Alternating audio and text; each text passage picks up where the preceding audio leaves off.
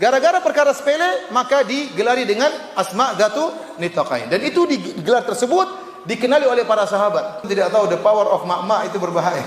Yang bertelur di situ, hadisnya pun dhaif, yang benar. Tetapi tatkala seorang sudah berusaha semaksimal mungkin, sudah bertawakal, sudah berdoa, niscaya Allah akan yang melanjutkan kekurangan tersebut. Ada orang zaman sekarang, dia kalau mau sholat Jumat langsung di Mekah. Balik-balik, habis sholat Jumat sudah tiba di Indonesia. Masya Allah. Maka waktu Nabi ingin pergi, yang menyediakan makanan adalah Aisyah radhiyallahu anha. Yang mengikat makanan adalah Asma binti Abu Bakar radhiyallahu taala anha, putrinya Abu Bakar. Waktu sudah disediakan makanan dan minuman, tidak ada tali untuk mengikat makanan tersebut, maka Asma binti Abu Bakar mengambil nitoknya. Nitok itu adalah semacam tali yang digunakan untuk mengikat di pinggang tatkala seorang wanita ingin giat dalam bekerja. Kalau laki-laki kira-kira dengan menyisihkan lengan, adapun kalau perempuan dengan mengikat roknya. Maka nitok tersebut digunakan oleh Asma untuk mengikat makanan Nabi. Tapi karena harus butuh dua ikatan, maka Asma pun menggunting nitok. Kemudian satu diikatkan untuk makanan Nabi, satu mungkin untuk minuman Nabi SAW. Sejak saat itu, Asma bintu Abi Bakar digelari dengan Dzatu Nitaqain. Asma, wanita sang pemilik dua tali.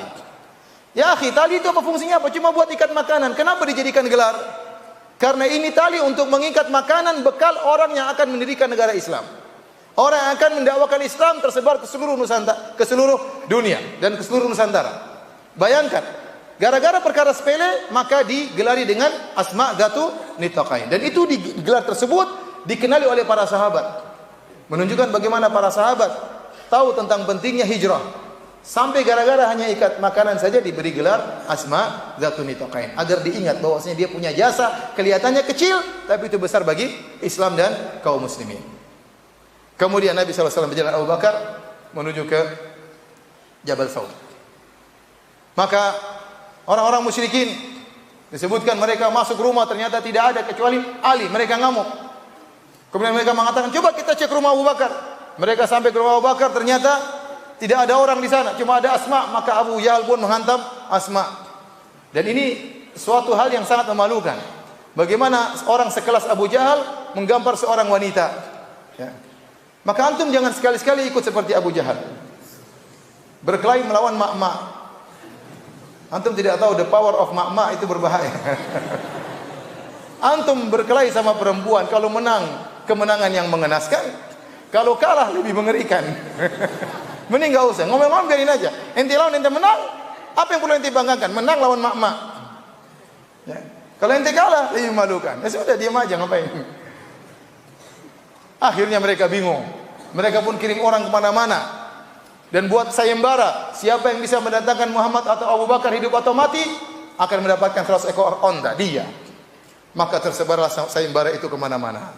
Orang-orang pada ingin mendapatkan 100 ekor onta. Abu Jahal menyuruh anak buahnya untuk menjaga seluruh pintu-pintu keluar di kota Mekah. Siapa tahu Muhammad dan Abu Bakar lewat. Ternyata Rasulullah SAW dan Abu Bakar lagi sembunyi di mana? Di Gua Thawr.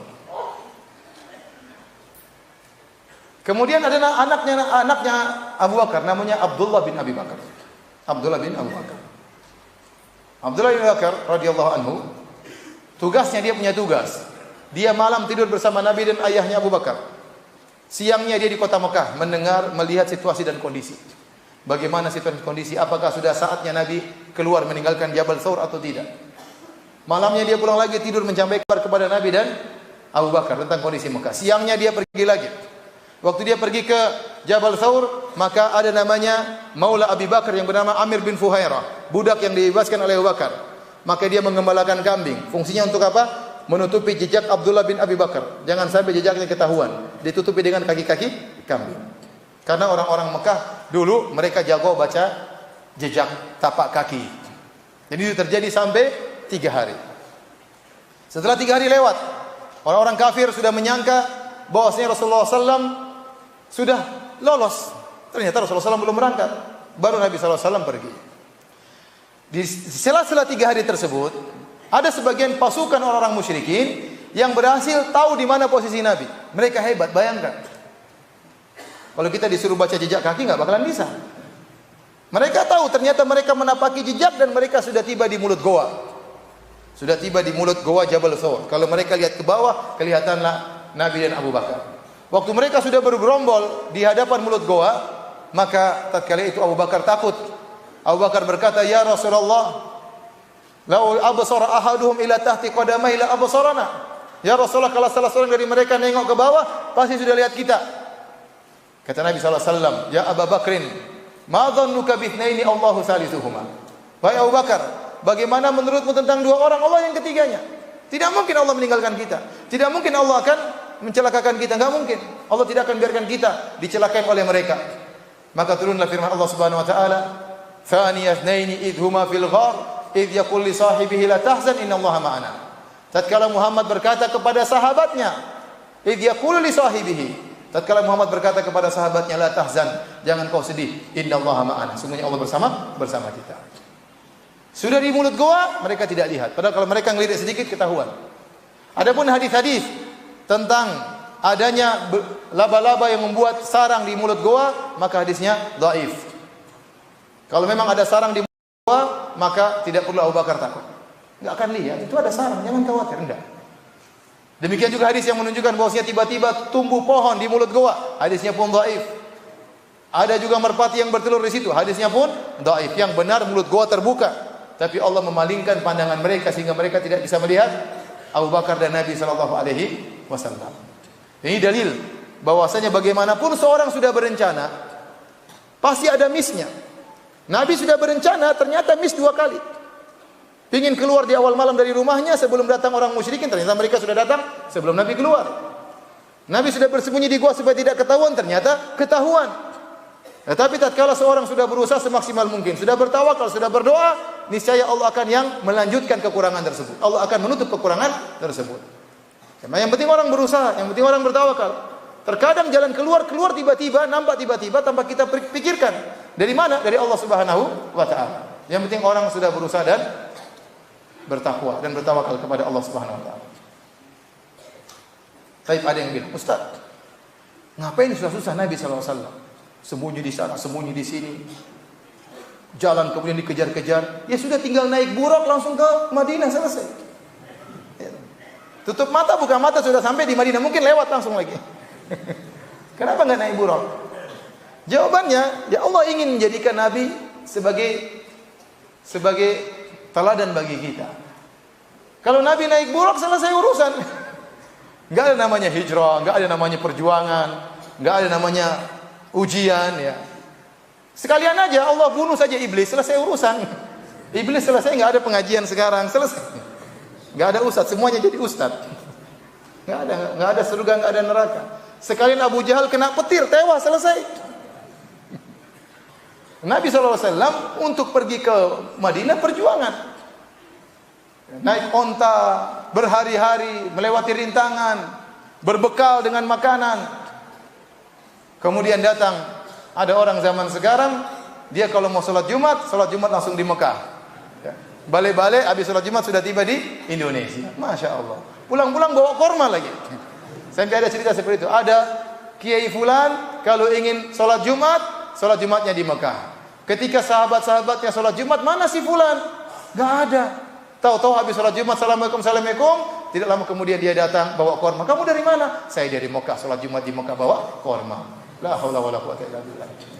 Subhanallah. Padahal mereka tidak tahu, kita habis sholat Jumat jam 1 di sini, di Mekah masih jam 8. Imamnya mungkin masih tidur, kamu sholat Jumat sama siapa? Itu korma dari Tanah Abang di Jakarta.